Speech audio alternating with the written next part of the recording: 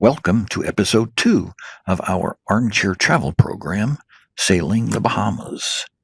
My name is Mike, and I'll be your captain again. Remember from episode 1, it takes around 10 hours sailing on our 29-foot sloop to get to Bimini, the closest island in the Bahamas. And remember, we're sailing at night in the dark and in waters with depths in excess of 2,700 feet. That's 450 fathoms in pirates. 1 fathom is 6 feet to us non-pirates. And we're crossing commercial shipping and cruise lanes. Don't get run over.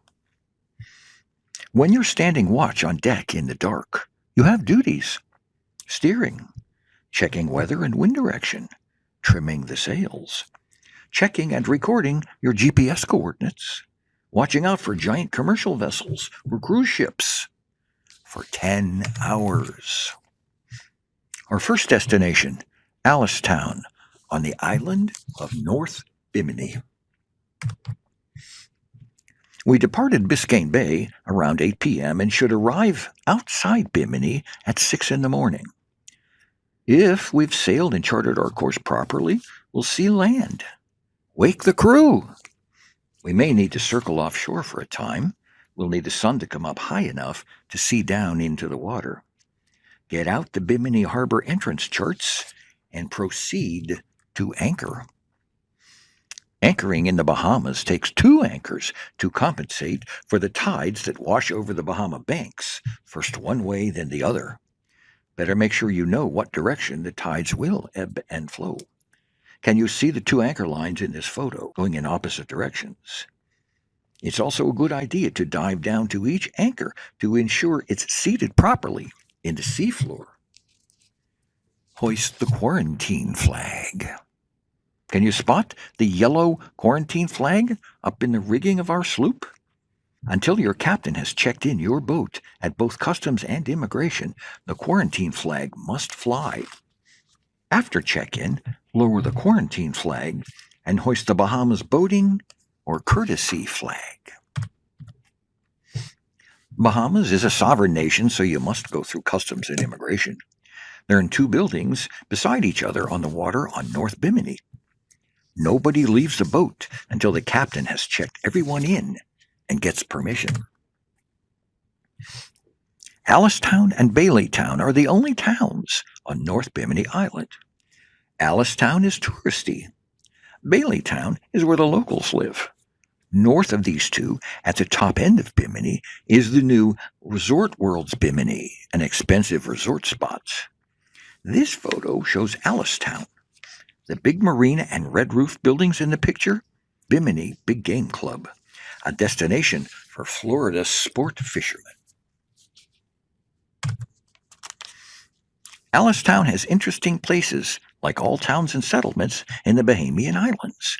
You must make the time and energy to seek them out. Your dinghy is your transport. This little place has visitors' clothing hanging from the ceiling. Sailors also write on the ceiling their names and the name of their boats and dates of their visit. If you ever visit, you can find my boat's name, Makani, up there as well. The Complete Angler Hotel was a modest 3-story hotel in Alistown. It contained 12 guest rooms in addition to its rowdy bar. It is notable for its association with Ernest Hemingway. In addition to Hemingway, other notable visitors have included Lucille Ball, Jimmy Buffett, and Colorado Senator Gary Hart, whose presidential aspirations were sunk in 1987 when compromising photographs were released of him at the lodge with a woman who was not his wife. When Ernest Hemingway docked his boat, the Pilar, on the shores of Bimini in 1935, he fell instantly in love. He lived on the island from 35 to 37.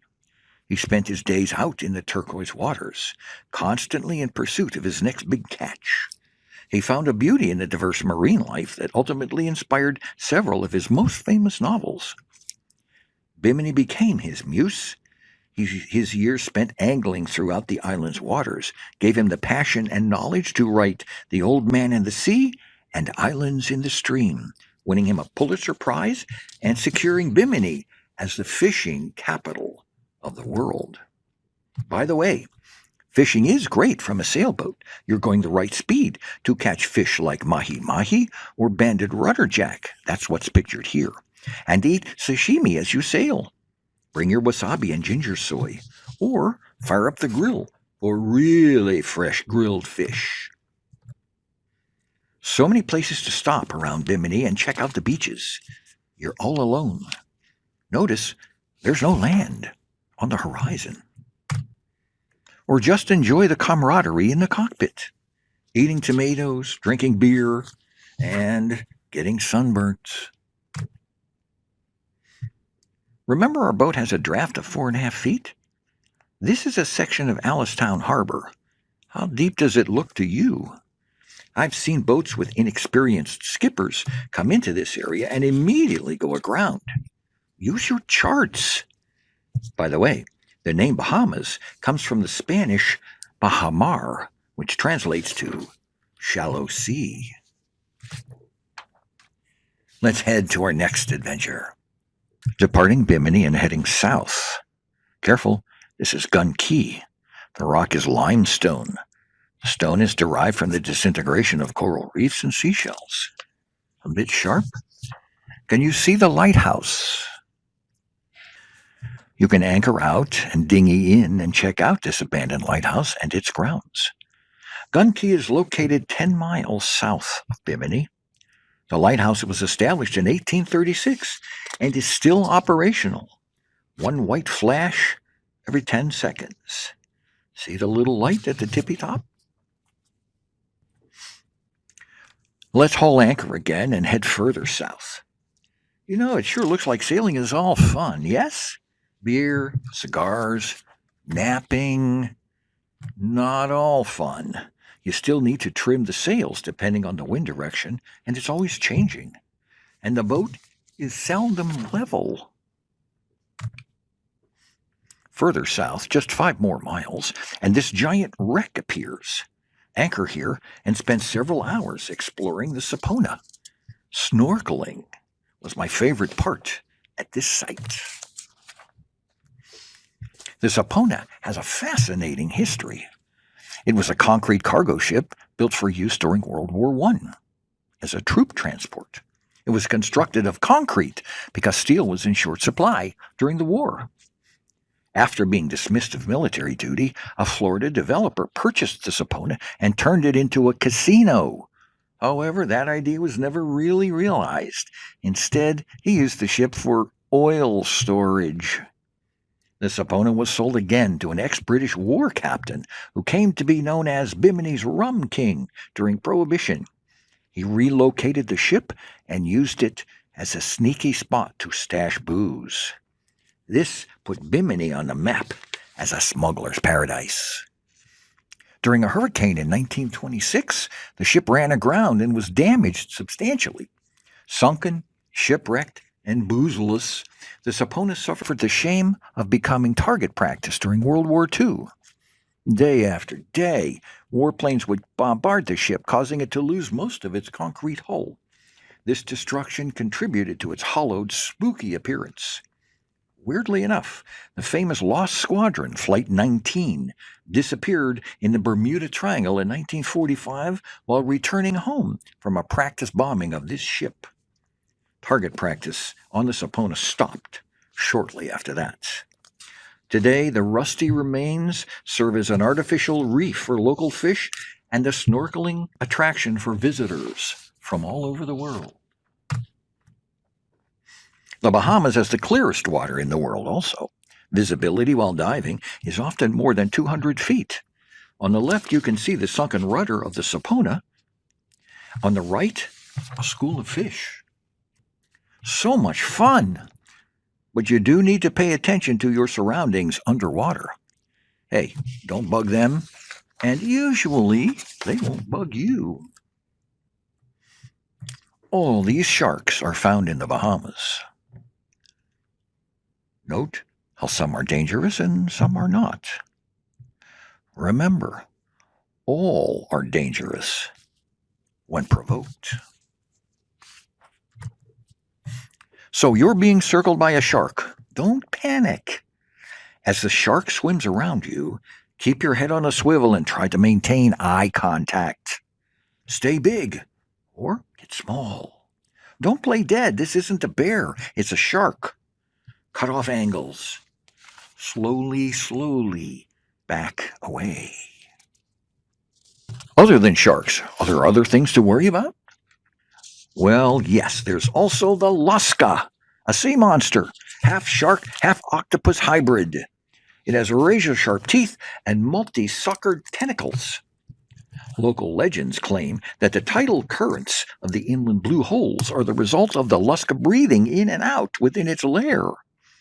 It's also been said there are eyewitness accounts of the lusca killing people who get too close to its lair, even dragging people off land and down into caves. Really? Wait. A three-fingered, three-toed, red-eyed, bird-like creature? A chickcharney? According to one story, a Seminole medicine man was adopted by the chickcharney when he was 14 and trained for 5 years. He then returned to his tribe in Florida and became a healer. Or according to another story, anyone who gets to see a chickcharney and pays respect to it will enjoy good fortune for the rest of his life. Here's a legend that came from the African slaves who escaped to the Bahamas from America. Bose Ananse. He has the power to endow people with the spirit of rebellion, the courage to fight for freedom, and the desire to unite or destroy kingdoms. He can also trick death and the devil. And who doesn't love a good mermaid story? Some believe her to be an elusive mermaid that lives in Pretty Molly Bay. Others say she's the ghost of a slave that committed suicide by walking into the water. Many locals claim that she can be seen haunting the beach every night. Pretty Molly Bay and beach are on Little Exuma Island. Unfortunately, that's a bit further south than we are traveling today. Speaking of myths or legend, what about Bimini Road? One of the most compelling pieces of archaeology put forth by believers in the vanished city of Atlantis is Bimini Road. This is an underwater rock formation located just off the coast of the Bahamian island of North Bimini. The road rests on the seafloor about 18 feet below the surface and runs straight for about half a mile before ending in a curved, graceful hook. The road is made up of limestone blocks, most of them cut in rectangular shapes, and appears to have been originally cut with right angles. There's no explanation as to how these neatly aligned blocks ended up here.